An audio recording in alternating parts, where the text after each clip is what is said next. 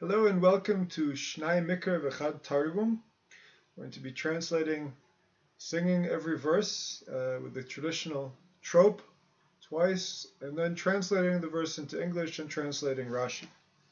We're in Parshat Metzora, the first Aliyah. V'adaber Adonai el Moshe lemor, v'adaber Adonai el Moshe lemor, and God spoke to Moses to say, Zot tiye Torah Metzora b'yom ta'arato v'uva lekohen. Zot tiye Torah Metzora b'yom ta'arato v'uva lekohen. This shall be the teaching of the leper on the day of his purification, and he shall be brought unto the priest. Rashi says, this is the teaching of the leper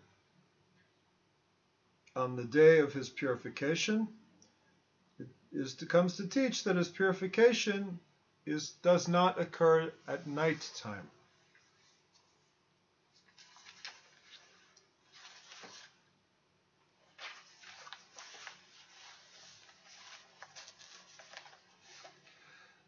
ויצא הכהן אל מחוץ למחנה וראה הכהן והנה נרפא נגע הצרת מן הצרוע ויצא הכהן אל מחוץ למחנה וראה הכהן והנה נרפא נגע הצרת מן הצרוע. And the Kohen shall go outside of the encampment, and the Kohen shall see and behold the affliction of the leper. The leprous affliction of the leper has been healed. Rashi says he goes outside of the encampment. Outside of the three encampments, there's the encampment of the Shekhinah, and surrounding that you have the encampment of the Levites, and surrounding that you have the encampment of Israel. These are the encampments in the desert before entering the land of Israel.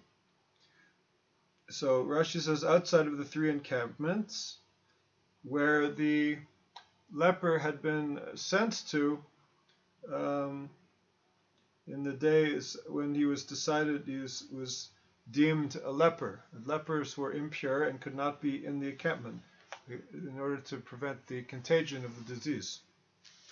V'tziva hakohen v'lakach lamitaher shtei tziporim chayot tohorot ve'etz erez ushni tolat ve'ezov.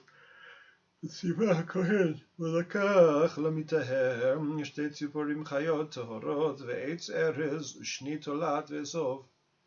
And the Kohen shall command and shall take unto the one who he is purifying, he shall take two living birds, two pure living birds unto the one he is purifying, and also cedar wood and scarlet and hyssop. Rashi says living birds. It said the word living comes to exclude birds that would have died within 12 months. Treifa. Pure birds, Rashi says that comes to exclude an impure bird, since the leprosy was a result of evil speech, of Lashon Hara, that they were the lepers were chattering like birds. Were chirping like birds. Their speech. Birds seem to be conversing a lot. So it seems that's reminiscent of the leper who was speaking too much, saying bad things about other people too much. Therefore, the birds were actually used in the purification ritual. That birds are like just the way the birds are always chirping, as I said, and why the cedar wood? So Rashi says cedar wood, since that afflictions are a result of arrogance, and cedar is a very tall, arrogant tree. and so it's taken and burned to destroy the arrogance that had led to the affliction. And scarlet and hyssop, what shall he do to become healed? He shall lower himself from his arrogance, like scarlet and hyssop, which are very small, close to the ground shrubs. They're low down. So taking this great cedar that's very tall and bringing it down like the low hyssop. So cedar wood, Rashi says it's a log of cedar, a pole of cedar. And scarlet is saying it's a tongue, so to speak, a tuft, like a tongue of wool, which is dyed in the scarlet red color. Verse 5, V'tziva hakohen v'shechat et hatzipor ha'echad el kli cheres al mayim chayim. V'tziva hakohen v'shechat et hatzipor ha'echad el kli cheres al mayim chayim. And the Kohen the priest shall command, and the priest will command them to slaughter one of the birds over an earthenware vessel filled with living water drawn from a well or from a natural source, I guess like a river or a spring. Living water. Rashi says living water, that the first he shall put them in the vessel in order, after let the blood, you'll slaughter the blood, you'll put the slaughtered bird in the vessel, perhaps, so the blood mixes into the water. So the blood of the bird is noticeable in the water. And how much blood needs to be in the water? A revit. A revit is the biblical measurement for about 86 milliliters. Verse 6, Et hatzipor hachaya yikach ota, ve'et etz ha'erez, ve'et shni hatolad, ve'et ezov, v'taval otam, ve'et hatzipor hachaya, b'dam hatzipor hashchuta, al hamayim hachayim. Et הציפור החיה ייקח אותה, ואת עץ הארז, ואת שני התולעת, ואת האזוב, וטבל אותם, ואת הציפור החיה, בדם הציפור השחוטה, על המים החיים. And he shall take the living bird, and the cedar wood, and the scarlet and the hyssop, and he shall immerse them together with the bird, the living bird, in the blood of the slaughtered bird over the living waters. Rashi says, he shall take the blood of the living bird. He shall take the living bird. The Rashi says on the verse, when it says in the verse, he shall take the living bird, it comes to teach us that it's not actually, he says take, but you don't actually tie the bird together with the cedar and the hyssop and the scarlet, but rather it's unto itself. But the cedar wood and the hyssop are bound together with a tuft of wool dyed scarlet, as it is written in the verse, and the cedar wood and the scarlet and the hyssop, meaning the cedar wood and the hyssop are bound by a band of scarlet wool. There's one, so because they're all mentioned together, the rabbis say that they were all taken together, meaning bound up together.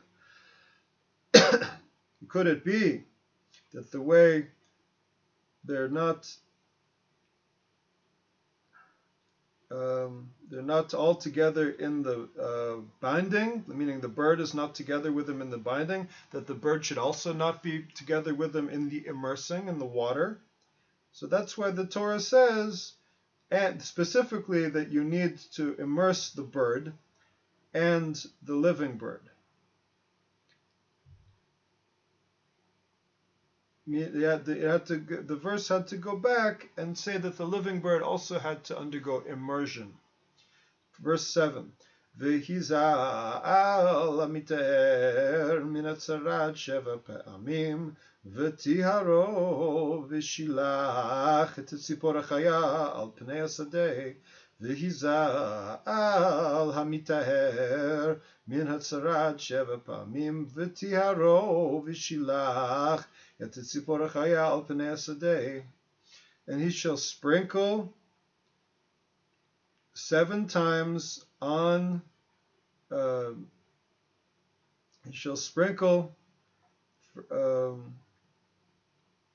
for the one who is being purified from the leprosy, he shall sprinkle upon him 7 times, and he shall be purified, and then he shall send the living bird out to the field.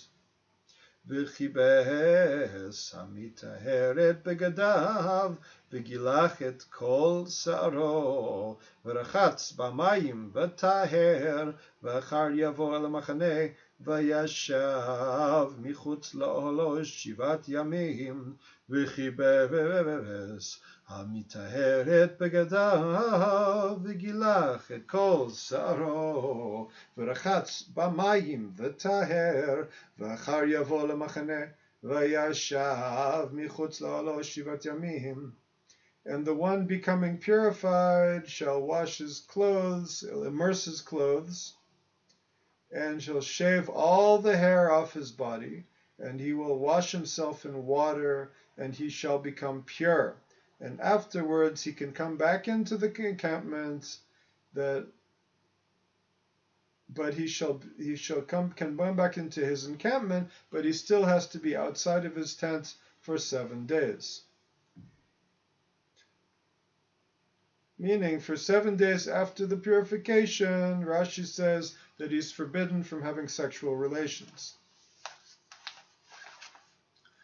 והיה ביום השביעי יגלח את כל שרו, את ראשו ואת זקנו ואת גבות עיניו, ואת כל שרו יגלח, וכיבס את בגדיו, ורחץ את בשרו במים וטהר.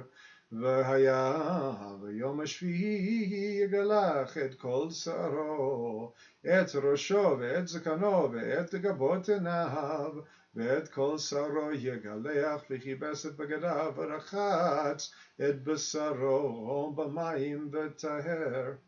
And it shall be that on the 7th day he shall shave all the hair off of his head, and his beard, and his eyebrows, and he shall shave all of his hair, and he shall immerse his clothing and wash his flesh in water, and then he shall be pure. Rashi says all of his hair, that there's a generality and a specific and a generality. Is there such a word as generality? There's a general statement followed by a specific statement followed by a general statement. And that comes in order to include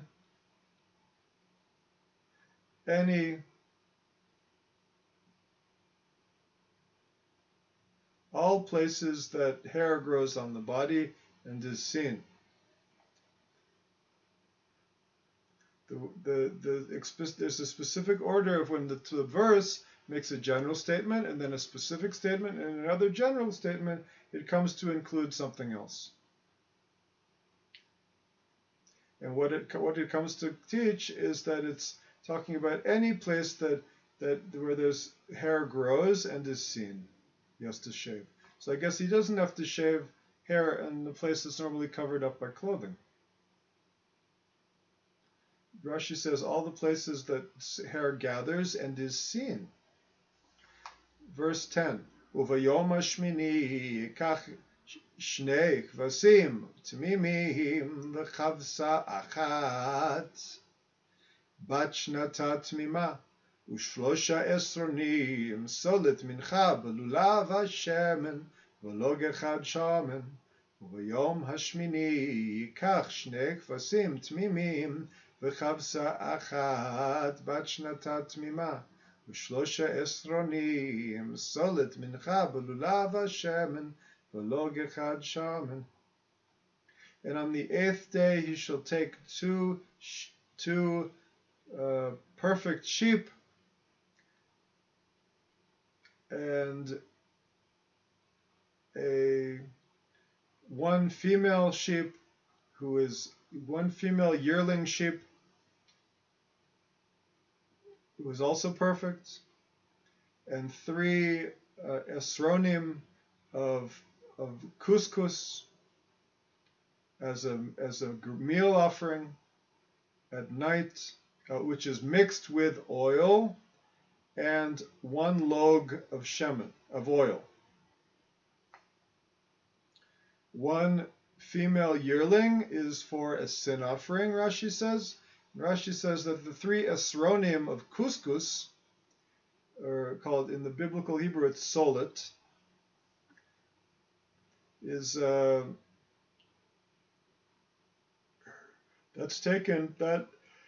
3 esronim of couscous are taken for the libation offerings of the 3 sheep mentioned. That the sin offering and the guilt offering of the leper need to be accompanied by wine libations in the temple, or in the tabernacle or the temple. So the verse says, and 1 log of oil. That's in order to sprinkle upon it for the 7 sprinklings, and to be taken from it and to be dabbed on the earlobe and on the thumbs in the purification ritual. Verse 11, Vehemid hakohen hamitaher et haish hamitaher v'otam lifnei Adonai petach ol moed. Vehemid hakohen hamitaher et haish hamitaher v'otam lifnei Adonai petach ol moed. And the Kohen shall stand up, he'll take the person becoming purified and stand him up. The Kohen doing the purification shall take the person being purified and stand him, and they shall stand before God at the entrance to the tent of appointed meeting. Rashi says before God means in the Nicanor gate, but not in the courtyard itself, because he is still lacking the Muchusar Kippurim, meaning he has done all the purification ritual, but he has not yet brought the sacrifices that are required for the purification ritual. So he can stand in the gate, but he can't go through the gate and stand in the courtyard of the inner part of the tabernacle. ולקח הכהן את הכבש האחד והקריב אותו לאשם ואת לוג השמן והניף אותם תנופה לפני אדוני. ולקח הכהן את הכבש האחד והקריב אותו לאשם ואת לוג השמן והניף אותם תנופה לפני אדוני. And the priest shall take one of the sheep and sacrifice it as as a guilt offering, and 1 log and the log of oil, and he shall wave them as a wave offering before God. So Rashi says he shall offer them as a guilt offering, meaning he shall offer them in the courtyard, not just in the gate, but up in the courtyard of the inner part of the temple, as a guilt offering. And the wave offering is because it needs to be waved while it's still alive. wait a second. Yeah, I guess the sheep had to be waved by the Kohen, meaning lifted up. I think a wave offering was side to side. It was from actually taking up and lifting it and moving it from side to side in the air in the Kohen's hands. So it's also the guilt offering in the form of a sheep, and also the log of oil in a container, I gather, also had to be waved. ולקח הכהן את הכבש האחד והקריב אותו לאשם ואת לוג השמן והניף אותם תנופה לפני אדוני. That's the end of the first aliyah of Parshat Metzora.